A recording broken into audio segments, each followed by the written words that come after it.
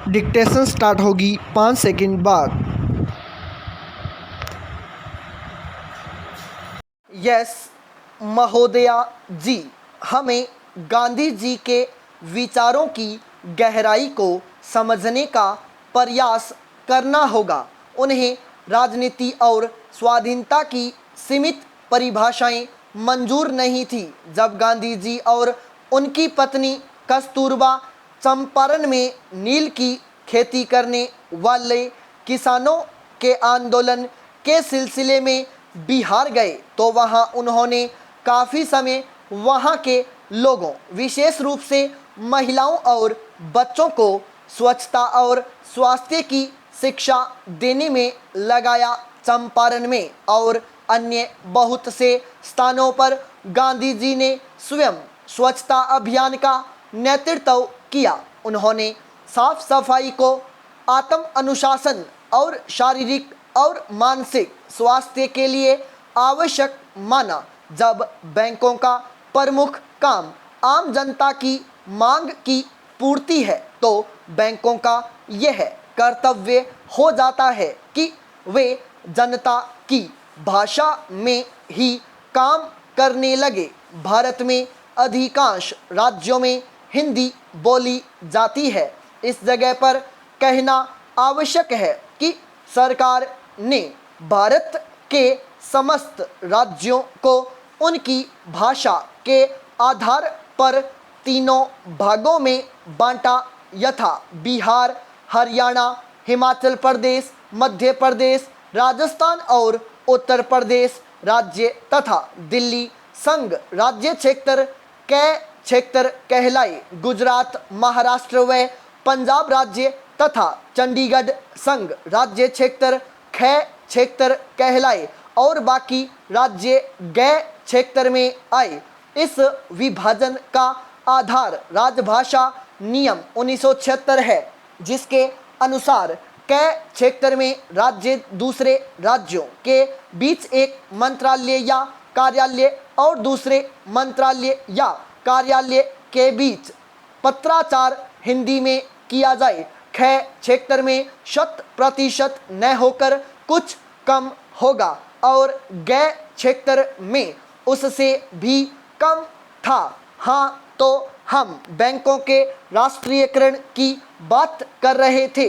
जब बैंक की शाखाएं ग्रामीण क्षेत्रों में खोली जाने लगी तो बैंक ऐसे लोगों की खोज में जाने लगे जिन्हें धन की आवश्यकता थी। ग्रामीण लोगों के लिए उनकी भाषा में छपे फार्म, उनकी ही भाषा में जमा और ऋण योजनाओं के बारे में फोल्डर आदि दिया जाना राष्ट्रीय आवश्यकता हो गई। पाई पैराचेंज पूर्ण रूप से स्वतंत्र आत्मा को जन्म देना और विकसित करना संस्कृति का वास्तविक लक्ष्य है। सब प्रकार के पूर्वाग्रहों से मुक्त व्यक्ति कट्टरता और धार्मिक संकीर्णता से अपने को बचा सकता है। सुसंस्कृत मनुष्य केवल अपने विचारों के लिए जीता है, अतः उनके लिए बलिदान होना स्वीकार कर लेता है। इसलिए स्वतंत्र विचार प्रक्रिया को नष्ट करने के लिए किसी भी प्रयास को वह अक्षम्य अपराध मानता है।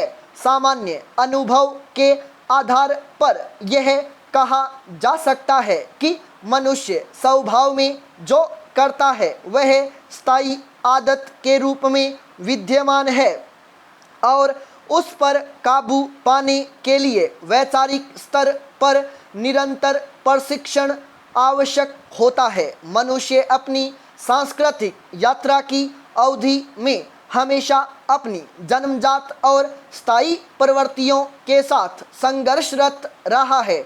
इसमें उसकी सफलता उसकी सांस्कृतिक चेतना के विकास से ही निर्धारित होती रही है। हमारे इस विचार क्रम से दो मुख्य बातें उभर कर सामने आती है। पहली बात यह है कि धर्म ने अज्ञात की ओर सम्मुख बाह्य अंतरिक्ष के उस स्थल को साफ और खुला छोड़ दिया है जिसकी और मनुष्य अपनी व्यक्तिगत खिड़की से झांक कर देख सकता है। यह एकदम अलग बात है कि वह स्थल उसको साफ दिख सकता है। दूसरी बात यह है कि प्रेम और भावुकता से परिपूर्ण जीवन में जो आनंद पैदा होता है वह इस पृथ्वी पर हमेशा हमेशा अक्षुण्ण रहेगा। पाई पैराचेंज। राज्य सरकार भी चाहने लगी कि स्थानीय भाषा में अधिक काम हो। राष्ट्रीयकृत हो जाने के बाद बैंकों ने अपने पहले केंद्रीय कार्यालयों में और कई क्षेत्र में स्थित अपने क्षेत्रीय या आंचलिक कार्यालयों में हिंदी कक्ष की स्थापना की। हर केंद्र में एक हिंदी अधिकारी और हिंदी टंकण की नियुक्ति की गई। प्रत्येक कार्यालय में राजभाषा कार्यान्वयन समिति भी गठित की गई जिसकी बैठक हर तिमाही को बुलाई जाने लगी थी। बैंकों का पहला कदम था ग्राहकों के काम आने वाला खाता खोलने के आवेदन पत्र, चालान, पासपोर्ट आदि को हिंदी में बनवा दे। चूँकि भारत एक बहुभाषी देश है, फॉर्म आदि केवल हिंदी में ही नहीं बनाए जा सकते थे, इसलिए हर कदम पर हर क्षेत्र में द्विभाषिकता त्रिभाषिकता पर जोर दिया जाने लगा जो बहुत आवश्यक था। साथियों, यह बात निश्चित है कि आज की इस प्रजातांत्रिक व्यवस्था की कई मर्यादाएं हैं। जैसे जैसे मैं विचार करता हूँ वैसे वैसे मुझे यह स्पष्ट दिखाई देता जाता है कि इसका आज का स्वरूप यदि इसी तरह चलता रहा तो उसमें लाभ के स्थान पर हानि ही अधिक होगी। महोदय, वह भी जानता है कि आस्था विश्वास के अभाव में जीवन एक ऐसी भ्रमात्मक स्थिति को प्राप्त होता है कि कोई भी उस पर विश्वास नहीं करता।